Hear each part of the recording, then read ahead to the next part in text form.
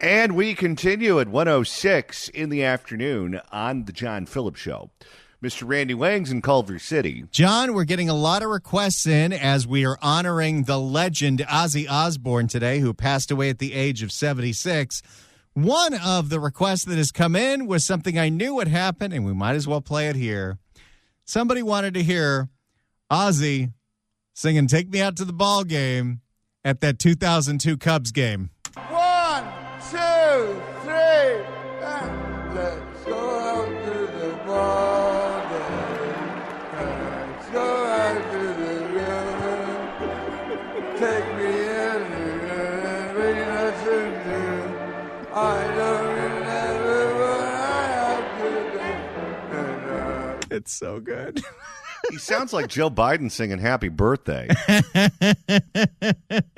Speaking of which, we forgot to announce that it was Trisha's birthday yesterday, our booker. Happy birthday to you. Happy birthday to you. Happy birthday, dear Valen. Happy birthday to you. Happy birthday, Trisha. 800-222-5222 is the telephone number, 1-800-222-5222. Well, if you listen to the first hour of today's program, you know that the state of California's soft on crime policies are failing us right and left.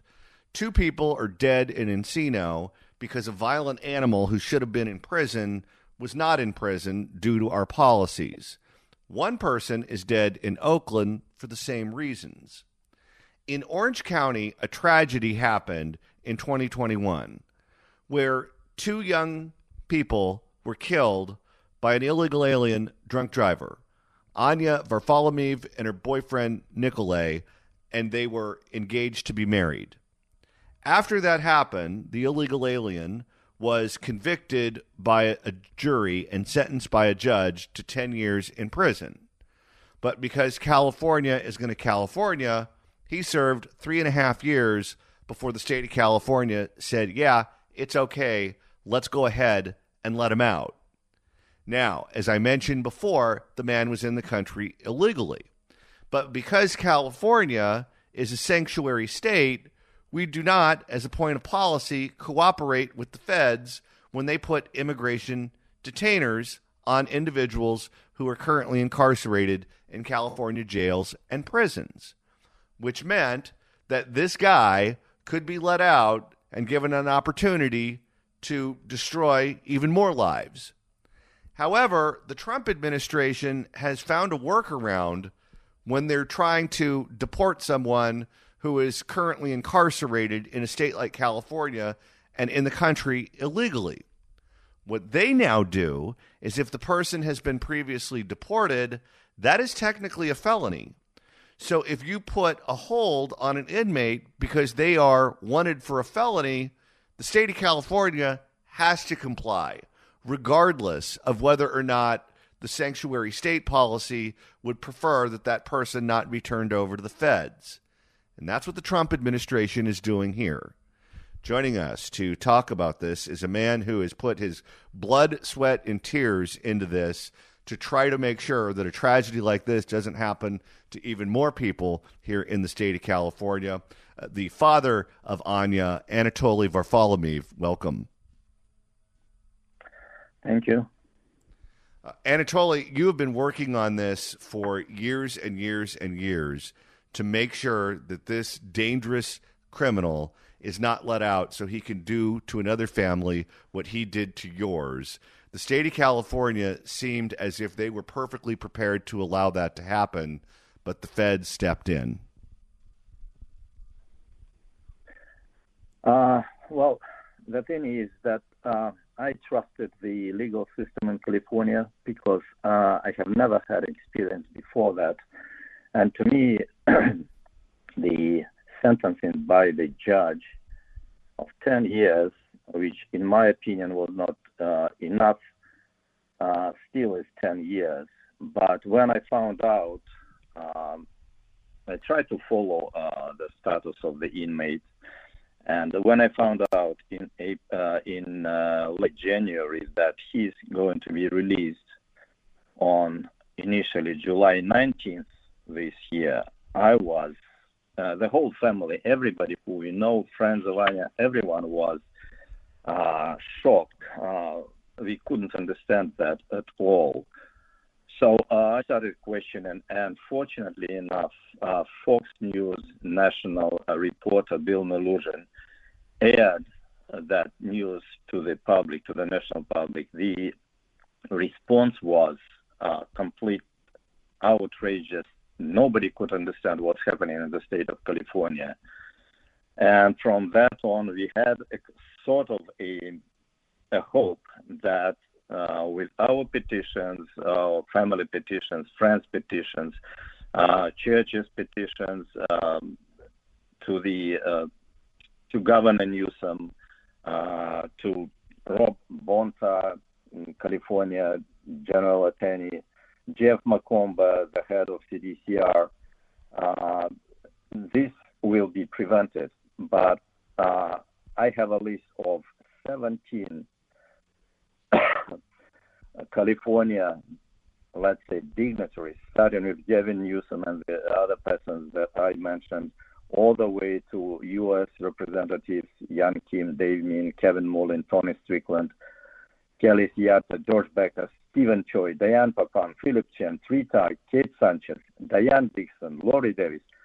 Not a single freaking response from those high-ranked state lawmakers and representatives. This is outrageous. So what happened actually is almost 2 weeks ago on July 9th, I received an email with an updated notification that the date has been changed to July 16. So on July 16 this year, last week, only 1,340 days from the date of the murder, that individual was supposed to leave the state prison in Vacaville. Fortunately, DHS ICE Deputy Secretary Troy Edgar reached out a little bit earlier, of course, than that, and he said that they are going to deport the guy, and the families are very grateful for that promise, and that I delivered on that promise to a degree that they detained the individual, as far as I understand, on that date, and from that there were some changes, again, thanks to the interference of U.S. Attorney Bill Essayli. He's a federal attorney. My understanding is that that individual was transferred to U.S. Marshals by ICE, and now he is facing federal charges. The thing with all that is we cannot say that it is a happy ending, by no means. That is not even a bittersweet result, because there is nothing sweet in that. We still lost our daughter, and our friends lost their son Nicholay, and the person. So that case is over now. What's happening next, we don't know, and we don't have any. Well, we have some hopes, but it's irrelevant to our case. Our case is still here. It's 1,340 days of prison time for killing two promising teenagers, students, and what it boils down is 670 days per teenager. It's not acceptable, and I blame the Prince of California, Gavin Windvane Newsom, and his Queen Consort Nancy. I would say stock trader Pelosi, and all the Sacramento pawns that are there, that they allowed that. A lot of things are questionable and not understandable.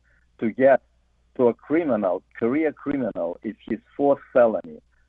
To get out of jail in that short of time due to some dubious credits, he got credit for attending classes of concept of criminal law, of public speaking, health group development, English proposition, and the most craziest of all, classes of Alcoholics Anonymous in state prison. What is that?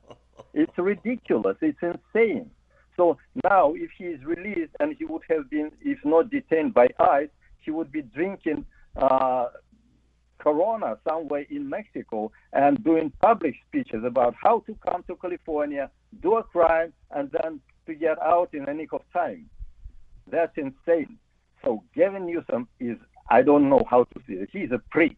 Sorry for my parlance. Well, and what U.S. Attorney Bill O'Reilly said, Governor Newsom let down victims' families by allowing the criminals to be released from prison after barely serving a third of his sentence. The prisoner emptied at a lightning speed. And I can add to that, not to agitate victims, CDCR changed their verbiage to be EPRD, which means earliest possible release date, which in a common street language is ASAP, as soon as possible.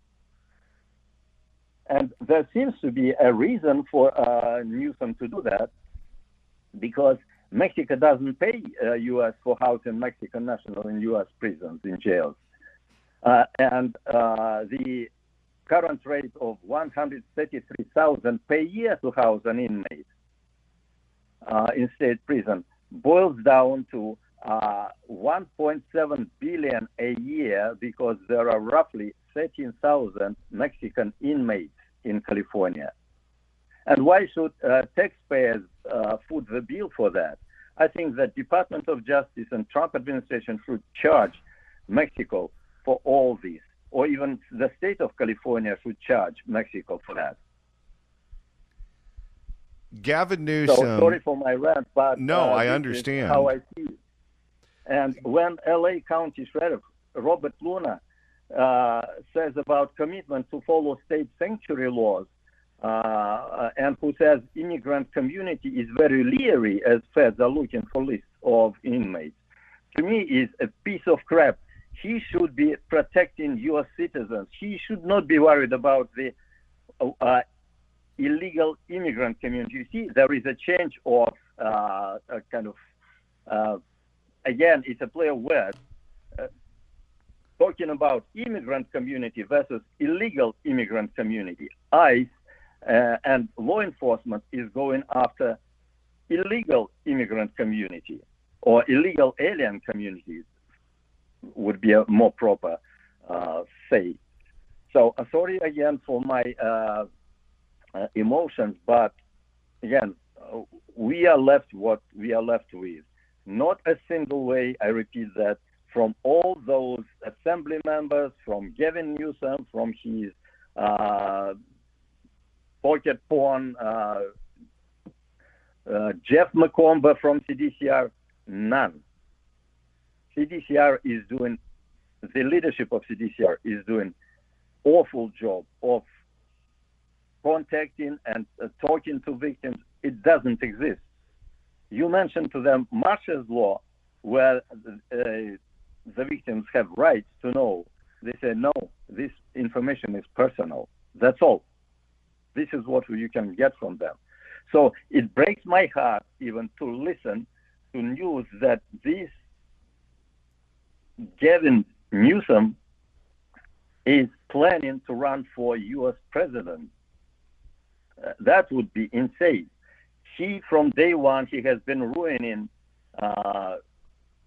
San Francisco. Then from day one, when he became the governor, he was doing everything to ruin California, that beautiful state. And now he wants to destroy the United States. That shouldn't happen. I want to play some sound for you. Randy, I don't know if we have it ready to go from yesterday, where Gavin Newsom was a guest on a podcast, and he's, of course, as you mentioned, traveling the United States, trying to up his profile so he can run for president. He's telling the rest of the country that he's a tough-on-crime governor in California, and he expects them to believe that. Let's listen. But they're right about organized retail theft. They're right about these punks coming in and smashing and grabbing. Every single one of those sons of bitches should be arrested. I've been saying that consistently. I'm a merchant, man. You smash my window? No. I don't care about your childhood. I care about my damn deductible and my insurance rates. Anatoly, we have about a minute left. What do you make of Gavin Newsom trying to reinvent himself as being someone who's pro-victim and tough on crime? That's why I say he is a wind vane and a chameleon. That's all. He is useless. And he, as his Nancy Pelosi, they understand the Constitution of the United States different than you and I. Talking about money, that means what we say about checks and balances to them is a simply financial term in the Constitution. Their bank checks and their bank balances. That's it. Nothing interests him any more than that. Anatoly Varfolomeev, father of 19-year-old Anya and her fiancé, Nicholay, who were killed tragically by an illegal alien drunk driver in Orange County. The individual who was convicted of that crime was set to be released after serving only 3.5 years in state prison, but the feds picked him up, and the feds say he belongs to them now. They're going to charge him and then deport him. Anatoly, none of this would be possible without your tireless work. Thank you so much for doing that. It is a wonderful tribute to your daughter that you're not allowing the state of California to continue to victimize her. And I know we can't rewind the tape and make things right for your family, but because of your work, you're going to prevent other people from being hurt the same way you were. Thank you so much for stopping by. Thank you for your kind words, and thank you for this opportunity. Thank you. If you'd like to email the show, you can do so at johnnydon'tlikeshow@gmail.com. That's johnnydon'tlikeshow@gmail.com. And Randy, now that we've hit the halfway point of today's show, if you want to continue listening to us after we sign off at 3, that's easy to do. All you got to do is search for The John Phillips Show wherever you get your podcasts, whether it's the Apple Podcast app, iHeart, Spotify. Search for The John Phillips Show. Hit subscribe. You can download all the episodes. You can do a Google on the YouTube like Mr. George Gascon. You can get the KABC app. You can get the KSFO app. There are so many different ways to listen live to these radio stations and download all the podcasts. You want to make sure you catch up on everything because sometimes you might miss an episode where one of our drops comes from and you might not know where it comes from, and that's when you get FOMO. Right, London Breed? If you are not here, FOMO.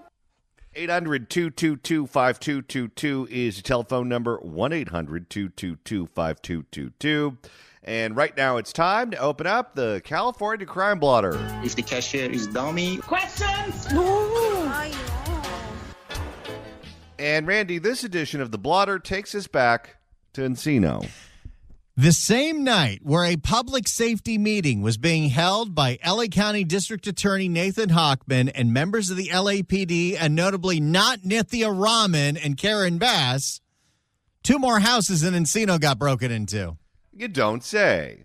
For more, here is KCAL in Los Angeles. A wave of crime, 2 more overnight burglaries in Encino, including one of a reality show star, and it all has a neighborhood just fed up. Yeah, they've gone through a lot, that's for sure, and it comes on the heels of that double murder. It was a TV executive and her husband.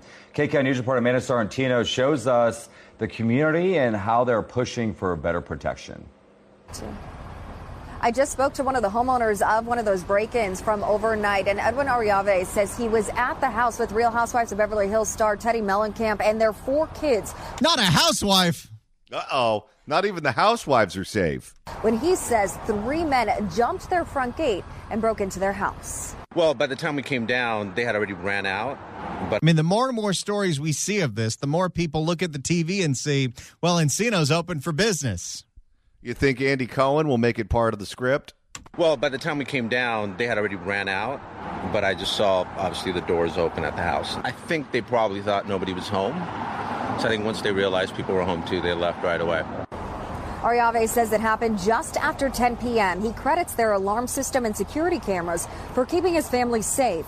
He says the suspects, who appeared young and were fully covered, jimmied open an office door on the side of their house. The alarm triggered within seconds, and the suspects took off without stealing anything. Police arrived shortly after. Boy, you don't hear that very often. People deterred by an alarm. Well, if these were teenagers or these were young people, then they probably weren't the professional operators that we're seeing in a lot of these crimes. Many of them illegal aliens from Chile. Those people are literally professional burglars. It's scary, but at the end of the day, you can focus on negative, you can focus on positive, and just one of these. The way I look at it, it's like one of those freak accidents that unfortunately does happen from time to time, and you just have to. That's not the right attitude here. No, that's an attitude that's going to get you robbed again. That's an attitude of someone who probably voted for Nethia. Yep. Again. You just have to prepare for the unexpected. So I think preparation is key because you just never know, right? And I think that, family first, and you have to do whatever it takes to protect them. So, and in these times, you need protection in your home. But okay, he's packing. Yeah, that's why I think this guy doesn't care much, because if it happens again, this guy's going to be locked and loaded. But just minutes earlier, another break-in happened just 2 miles away on Enfield Avenue. LAPD says no one was home and the suspects fled before officers arrived. It is unclear if anything was stolen, but police say multiple suspects were involved here too, and no arrests have been made. Well, it is an LA County story.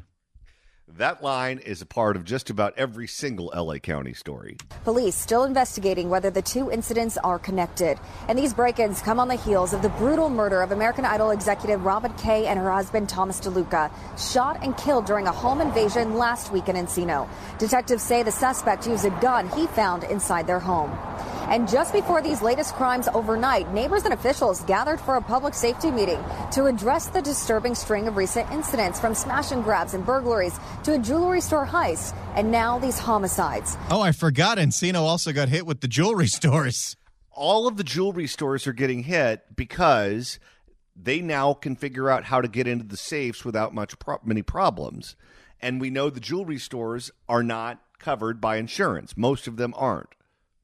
LA County DA Nathan Hochman told residents the surge in crime is being taken seriously, promising tighter collaboration between prosecutors and law enforcement. Also sharing. Yeah, but there's only so much a prosecutor can do if nobody brings him a case. No.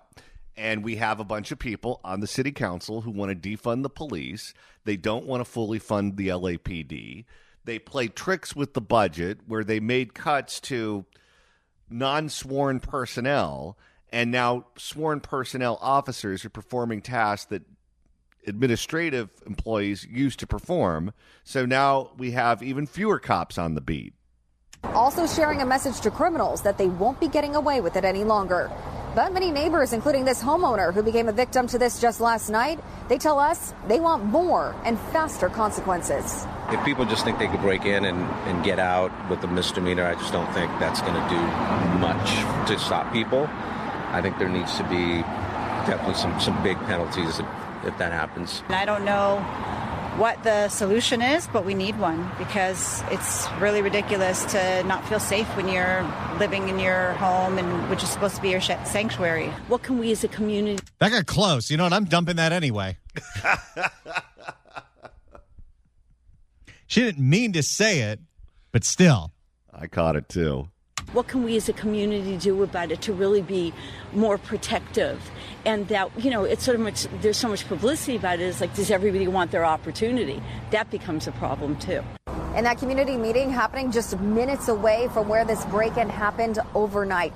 And police there. I guess the criminals knew all the cops are going to be at the community center. Time to go. We have the green light. And police there said that they do recognize that while violent crime is statistically down right now. Don't even try. Don't even try. Don't tell me the murder rate is at 60-year lows when there was a double homicide at Encino last week. But, Randy, if you were smart enough to understand quantitative research methods, you would know that crime is actually in free fall. Yeah, tell that to the residents of this neighborhood. They recognize that the community still does not feel safe here. So they say they have requested to have more patrols on the ground with more officers, also have more helicopter flyovers in this area, even requesting a mounted unit to make Encino. Oh, boy, be careful what you wish for. You live in the peaceful hills of Encino, and you're going to start getting the ghetto birds flying around like you're in East Hollywood? Well, and then they're also going to get Mr. Ed. Even requesting a mounted unit to make Encino residents feel more safe. But residents here... I don't know. Encino's kind of hilly. Yeah, the horses would like that. But residents here tell me that they need to see some action happen soon before another tragedy happens here. In Encino, I'm Amanda Storantino, KCAL News. So there you go. While the public safety meeting was happening, 2 different homes got broken into in Encino. Let's go to Robbie in Santa Clara. Robbie, hello. Hey, guys.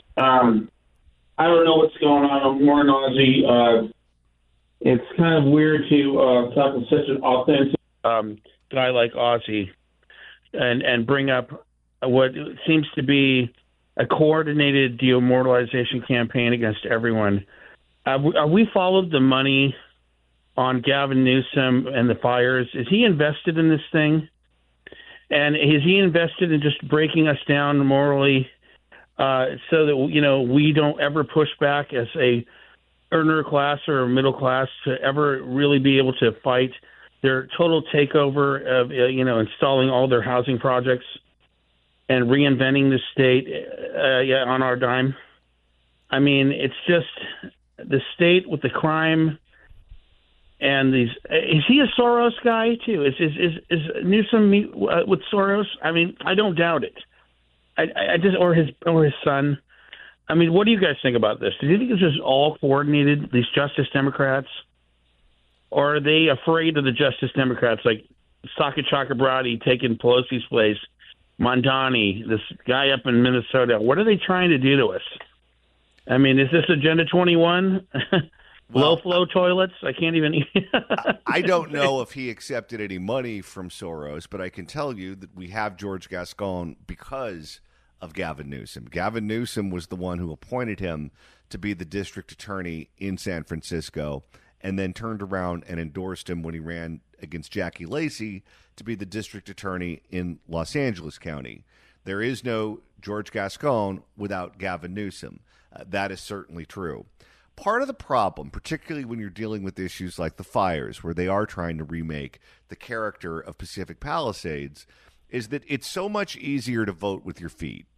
If you live there and your home burned down, in part because the city failed you, the state failed you, and now that you're starting the rebuilding process, they're failing you all over again, and you know that their impulse, the gravitational pull, is to push you out and replace you with high-density housing and public transit and everything else. It's easier to say, I'm sick of fighting with these people and I'm going to move to Orange County, or I'm going to move out of state, or I'm going to move someplace else because I don't want to waste 3 years of my life involved in a knife fight with you people where even if I'm successful, even if I get what I want, even if I rebuild a home, you're still going to find ways to continue to victimize me. And people just say that they've had enough. Well, when they leave, they take their vote with them, and it becomes even harder to replace someone like Karen Bass or Gavin Newsom if they move out of state. If they move to Orange County, they can still vote in gubernatorial elections, but not if they move out of state. So at a certain point, for those of us who are going to stick around and who are going to stay here in California, we have to fix it. Because if we don't fix it, guess what? The problems, as you described, will be exported. You think just because one location, because Chicago elected a socialist to be their mayor, that it was going to stop there? No way. Look how it spread to New York, and now it's spreading to Minneapolis, and it could spread to Los Angeles. None of these things happen in a vacuum, and you can run away from it all you want. It's just going to follow you wherever you go because that's the nature of politics. Thank you for the call, Sarah. Let's go to Henry in Culver City. Henry, hello. Hi. So I just want to tell you I was very, very impressed with Anatoly. And I just wondered, do you know his background at all? Well, we had him on earlier in the year to talk about what the state of California was going to do. and he told the story of the daughter and the son-in-law and what happened on that night. But in terms of his background, I'm unaware. I think he's an immigrant from Russia. Okay, so I was very impressed with him. He sounds like a very grounded, intelligent person, and I think if the right people were to listen to him, or the people on the left, who are all the wokes, if they would listen to him, I think he could have an impact on them, because it was very emotional to hear him talk, and it made so much sense, and he was so good about it. If someone could get behind him, and he sounds like a guy not hurting for money. He sounds like a guy who's well educated, and the story is like, it's gut ripping to hear that story. And these people who are so left wing, if they would hear it, I think they might wake up a little bit. And if there's some way of someone taking advantage of him, because his story is gut ripping and makes so much sense. And these other people, they don't listen to anything, and we got to get him. And I think he could do a lot of good if someone, say, like if Rick Caruso got behind him and sponsored him, or someone like that. And how do you feel about that? Yeah, he is the reason that the feds picked up this guy. Without him and his advocacy, the state of California would have been perfectly happy to let him out and let him victimize more people, as we learned about the first hour in today's show. It's not a one-off. This is what we do as a point of policy in California, and voices like Anatoly are important in fixing it. Thank you for the call, sir. And right now it's time to reopen the California Crime Blotter. If the cashier is dummy. Questions? And Randy, this edition takes us to Sacramento, where a woman ordered Walmart delivery, decided to meet the delivery driver at the door, and he tried to go in for a kiss. Uh-oh. For more, here is CBS in Sacramento. Oh, let me turn off the Aussie. Here is CBS Sacramento. I just didn't know what to do, and I froze. Now and only on the CBS 13 News at 5:30, a woman speaking out after she says a delivery driver inappropriately grabbed and kissed her during a delivery. Yeah, this is weird. It happened Saturday on Via Camino Avenue in Carmichael. What did this guy think he was doing? Walking into his own porno? Well, I think what he had for her was a package. Your reporter covering Sacramento County, Tori Apodaca, is on this. A story you'll see only on CBS 13, getting answers on what's being done. What a strange delivery, Tori. They have contactless delivery for a reason. Yeah, and I think more people are going to opt for that after hearing this. It really is, Tony and Marley. Sabrina Banks, though, tells me that she is sharing her story in the hopes that it will not happen to anyone else. It all played out in this apartment complex's parking lot, and it was all captured on camera. There are people that have been through things that maybe you don't always fight back because you're scared. Sabrina Banks in tears, thinking back to this moment where she says a driver delivering her Walmart groceries in Carmichael leaned in for a hug and a kiss. That is a low-end story, delivering Walmart groceries in Carmichael. He probably figured, all right, I don't like this job. I'm bored to tears. Let's spice things up. He deeply gazed into my eyes and had marks. So it almost felt like it was like a control over me or something. Banks says the driver was all smiles the second he got out of the car. She signed off on the delivery. Thank you very much. And then he asked what her name was. No, there doesn't need to be any more conversation. Once the signature is on the paper, the transaction is over. Sabrina. It's then you can see he grabbed her arm and pulled her in, kissing her on the corner of her mouth. Gross. Ew. I don't want to beat myself up for freezing because I should have said, stop, this is making me uncomfortable. But I didn't. I just didn't know what to do and I froze. Walmart tells us the driver's behavior violated its contractor's term of use, and he's since been removed from the platform. Maybe it's a cultural thing. Maybe it was something innocent. Maybe it was something more. No, he's a creep. Yeah, no kidding. Case closed. No more driving for Walmart for you.